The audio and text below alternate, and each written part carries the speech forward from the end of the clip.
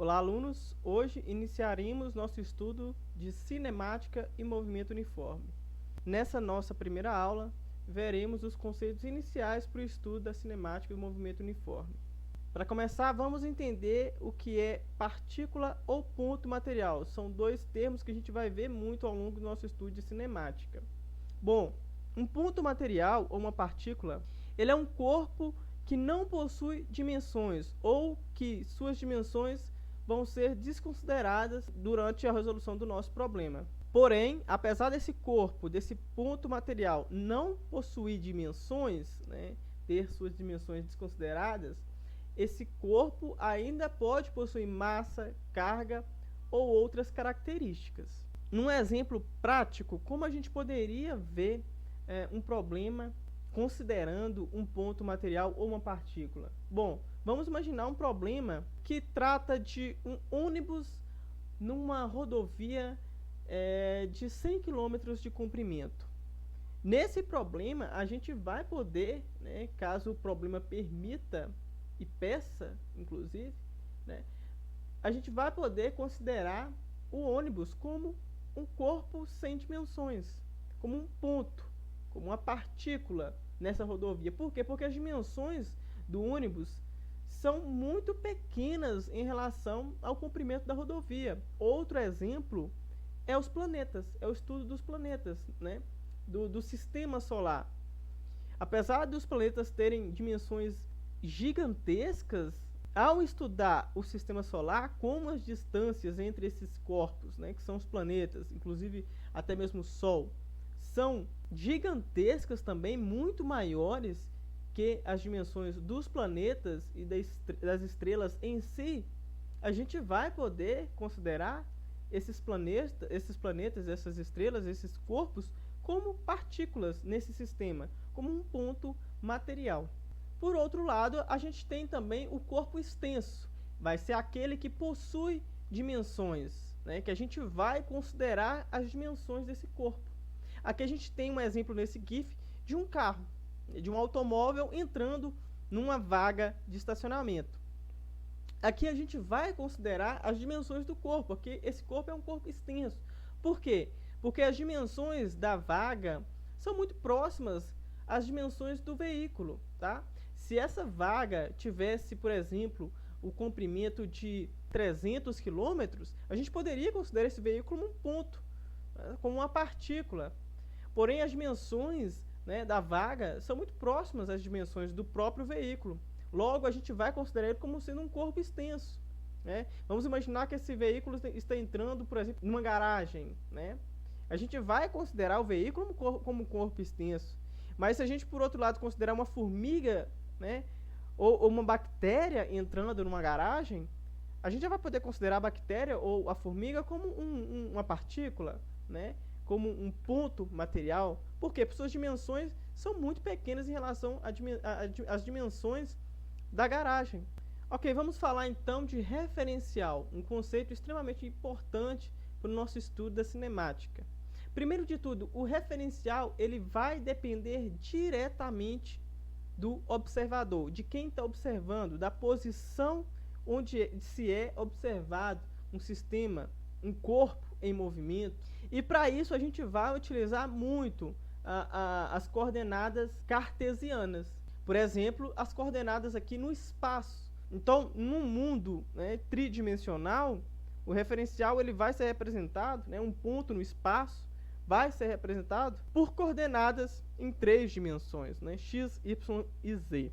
Vamos então imaginar, trabalhar com um exemplo do cotidiano que lida diretamente com o referencial. 2 pessoas dentro de um ônibus. Tanto para a moça quanto para o rapaz, eles estão em repouso dentro do ônibus. Por quê? Porque é o referencial de acordo com a observação deles. Mas quem está para o lado de fora, quem está observando o ônibus, vendo essas pessoas dentro desse ônibus, vai considerar que elas estão em movimento. Por quê? Porque o ônibus está em movimento, e elas estão dentro do ônibus. Logo, essas pessoas estão em movimento. Assim como também para elas, vendo uma pessoa para o lado de fora do ônibus, essa pessoa vai estar em movimento. Ou seja, aqui, por exemplo, esse rapaz vai estar em movimento ou em repouso, de acordo com o referencial que está sendo analisado. Para a moça, ele está em repouso. Para quem está do lado de fora, vendo ele dentro do ônibus em movimento, vai considerar que ele está em movimento. A partir disso, a gente entende que nada no universo vai estar em absoluto repouso ou em absoluto movimento. Vai sempre depender do referencial, né? De onde está sendo observado esse corpo, esse objeto.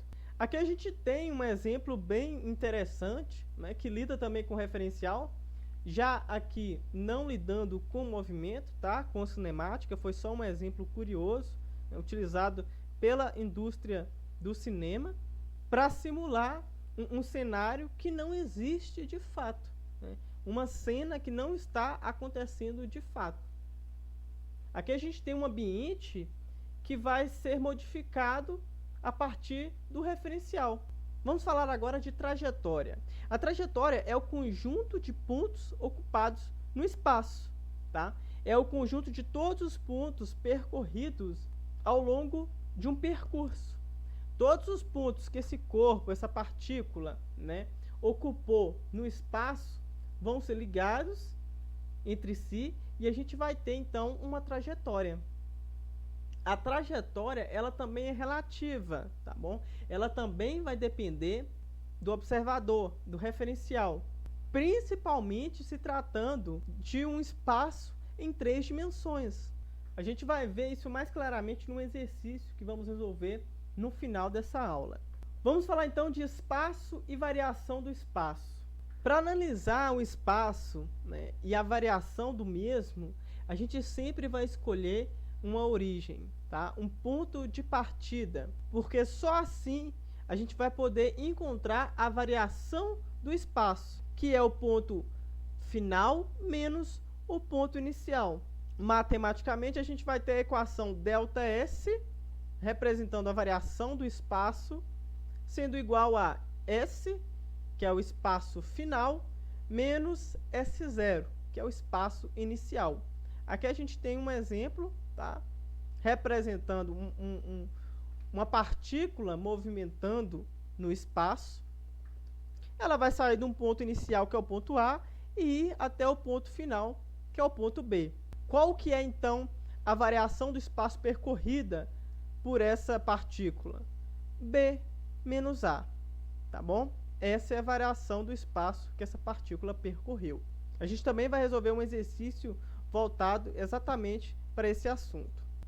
É importante esclarecer também que a variação do espaço, vocês podem reparar isso pela própria equação, ela não depende da trajetória, tá bom? Vai depender exclusivamente do ponto inicial e do ponto final. Vamos então resolver 3 exercícios para fixar o conteúdo que a gente viu nessa aula. O primeiro deles diz o seguinte: um professor de física, durante uma de suas aulas, perguntou aos alunos: por que podemos dizer que estamos todos em movimento, mesmo que sentados em nossas carteiras? Ao dar a resposta correta, um dos alunos disse: letra A, porque o Sol sempre é o referencial adotado, uma vez que é o corpo mais massivo do Sistema Solar. Então, estamos executando o movimento de translação com a Terra. Bom, a letra A não responde à pergunta que o professor fez, até porque o Sol não é sempre o referencial adotado, tá? Essa afirmação não tem nada a ver com a pergunta que o professor fez. Letra B, porque se adotarmos um referencial no espaço, como a Lua, a Terra estará em movimento e nós nos movimentamos com o planeta. Correto, né? Se a gente adotar um referencial no espaço, seja na Lua, seja no Sol, seja em qualquer outro planeta, a Terra está em movimento, né? A gente vai observar que a Terra está em movimento. Portanto, por estarmos na Terra, também estamos em movimento. Então, a resposta correta é a letra B. Vamos ver a alternativa C, né? Porque a Terra executa um movimento de translação ao redor de seu próprio eixo. Tá, a resposta da letra C está totalmente incorreta, né? Até porque o movimento que a Terra faz em seu próprio eixo é um movimento de rotação e não de translação. Então, não é a letra C. Vamos ao segundo exercício, que diz o seguinte: imagine que um paraquedista saltará de uma aeronave que se movimenta em uma trajetória retilínea, horizontal e para a direita. Ao saltar e deixar o movimento acontecer naturalmente, qual será a trajetória do paraquedista até chegar ao chão? Bom, vamos imaginar esse movimento, tá? Observem a setinha. Aqui está dizendo que é uma trajetória retilínea, ou seja, linha reta, horizontal e para a direita. Então, é esse movimento que a setinha está fazendo. Da esquerda para a direita, horizontal e retilínea. Tá, esse exercício ele poderia ser mais completo se estivesse dizendo aqui qual é o referencial adotado, né? Quem está observando esse movimento. A gente vai assumir aqui que quem observa está no chão, tá bom? Não está em movimento, não está dentro do avião, ok? Então vamos lá. A trajetória do paraquedista será retilínea, vertical e para baixo, ou seja, ele vai cair em linha reta para baixo? Não, né? Para quem está observando do chão, ele não vai fazer o movimento simplesmente de queda, de cima para baixo, né? Em linha reta. Está errado, né? Ele vai ter dois movimentos, ele vai ter um movimento de queda e um movimento para a direita. A trajetória do paraquedista será uma reta na diagonal para baixo e para a esquerda, ou seja, uma reta nessa direção aqui? Não, né?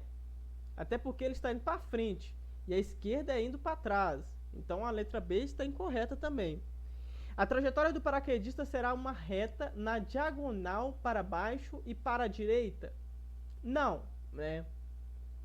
Ele não vai cair com velocidade constante, porque a gente vai ter a aceleração da gravidade. Então não tem como ser uma reta diagonal para baixo, por mais que ela esteja apontando para a direita.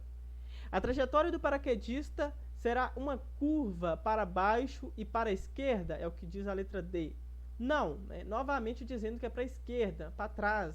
Isso não faz o menor sentido, né? Até porque ele está indo para frente, para a direita, né? E a letra E, a trajetória do paraquedista será uma curva para baixo e para a direita. Sim, exatamente essa vai ser a trajetória do paraquedista.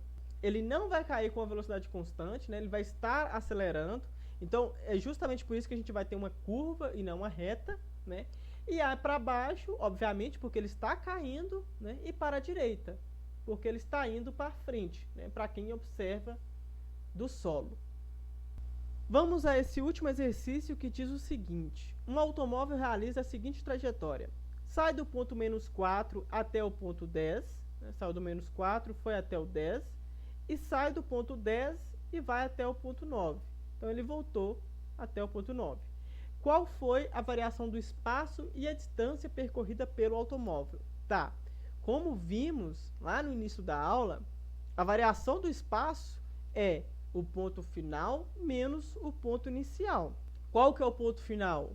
É o 9, né? Ele foi até o 10, porém ele voltou para o 9. Então, o ponto final é o ponto 9. O ponto inicial é o -4, que é de onde saiu, é a origem do movimento. Logo, a variação do espaço vai ser ponto final, 9, menos o ponto inicial, menos -4. 9 menos -4, né? Menos com menos é mais, então fica 9 mais 4, 13, tá bom?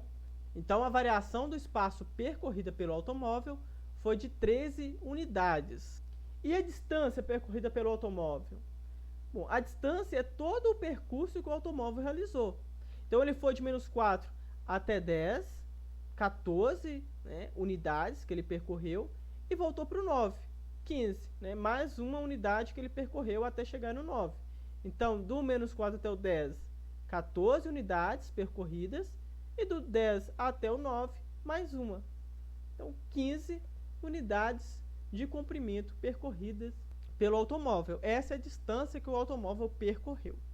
Esses foram os assuntos que a gente tinha para discutir hoje e nos vemos nas próximas aulas. Até breve.